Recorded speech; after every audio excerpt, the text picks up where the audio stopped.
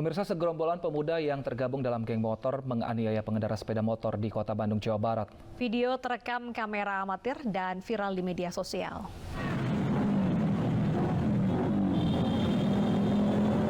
Aksi segerombolan pemuda dengan atribut geng motor tengah konvoy dan menganiaya seorang pengendara motor di tepi jalan di Bandung, Jawa Barat viral di media sosial.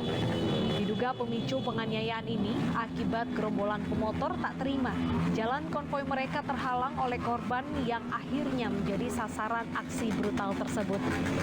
Akibat kejadian ini, korban mengalami luka memar di sebagian tubuh hingga harus dilarikan ke klinik terdekat untuk mendapat pertolongan.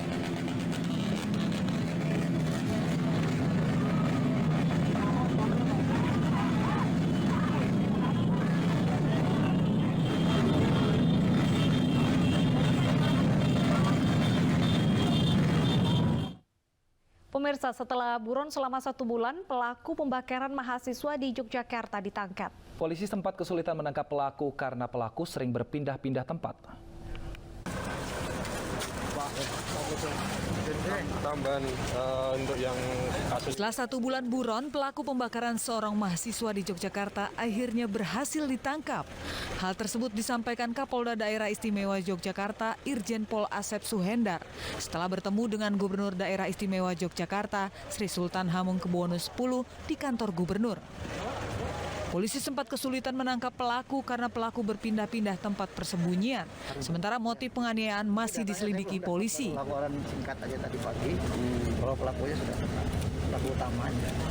Itu? Ya kalau namanya takut yang melarikan diri.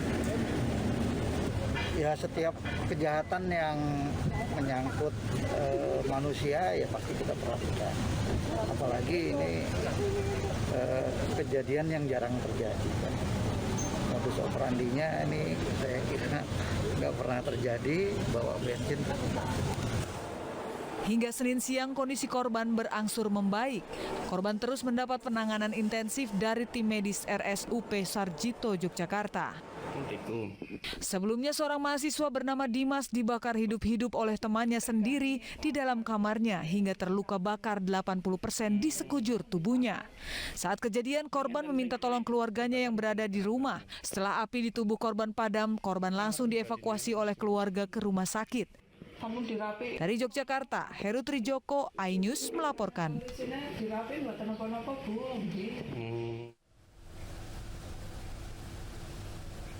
Seorang maling babak belur diamuk warga di Jalan Bendungan Baru, Semarang, Jawa Tengah. Pelaku tertangkap basah saat membongkar lemari rumah warga dan menggasak celengan serta uang THR milik rumah.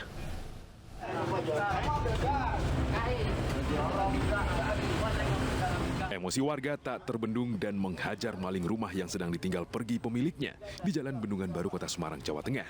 Saat diinterogasi warga, pelaku mengaku sebelum membobol rumah warga, dirinya juga menggasak uang kotak amal di masjid dengan dalih untuk kebutuhan hidup sehari-hari. Pelaku yang mengaku bernama Sandra Satriawan ini tertangkap basah oleh pemilik rumah saat membongkar isi lemari. Pelaku menggasak sejumlah barang berharga, diantaranya sepatu, jaket, dan uang tabungan untuk membayar THR karyawan. Sepatu anakku dipakai, berarti kan dia ada pajak satu kan. Tuh. Terus barang apa lagi selain yang sepatu? Sepatu tuh ada celengan, terus ada tas, jaket saya juga kan dipakai, gitu kan. Terus tas anakku. Itu celengan berapa uangnya, Mas? Wah, kita enggak itu Mbak ya, soalnya celengan kan buat THR karyawan gitu. Pelaku kemudian dievakuasi aparat Polsek Semarang yang datang ke lokasi. Pelaku beserta barang bukti pencurian kemudian dibawa ke Mapolsek Semarang untuk pemeriksaan lebih lanjut.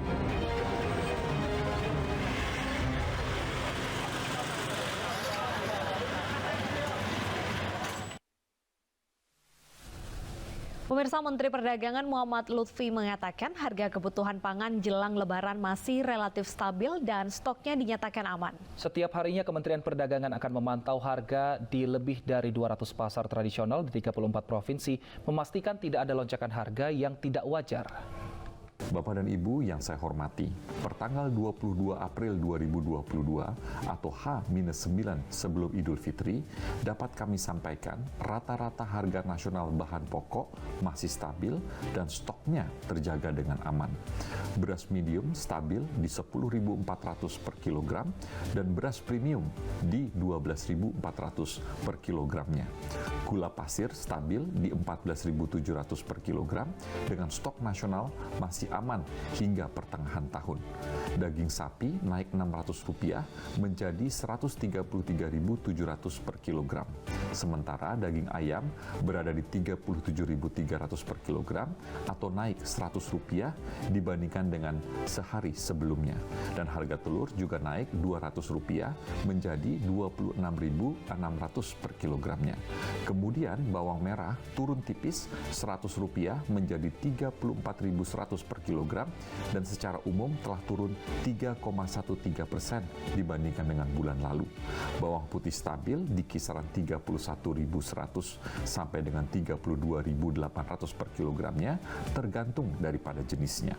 Sementara cabai kembali turun 1,17% dibandingkan kemarin dan di kisaran Rp40.000 sampai Rp46.800 per kilogram tergantung dari jenisnya.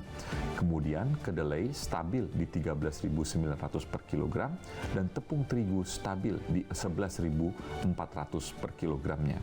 Minyak goreng kemasan premium turun Rp100 dari kemarin menjadi Rp26.400 per liter.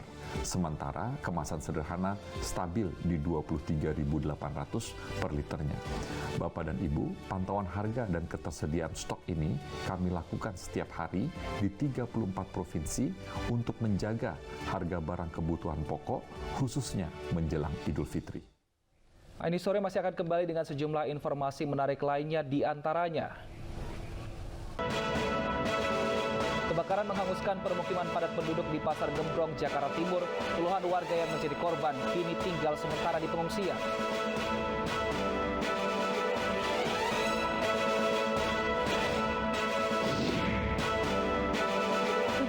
Lebaran, ribuan pemudik mulai memadati Pelabuhan Panglima Utar Kumau, Kabupaten Kota Waringin Barat, Kalimantan Tengah. Hari ini ada 2 kapal tujuan yang diberangkatkan.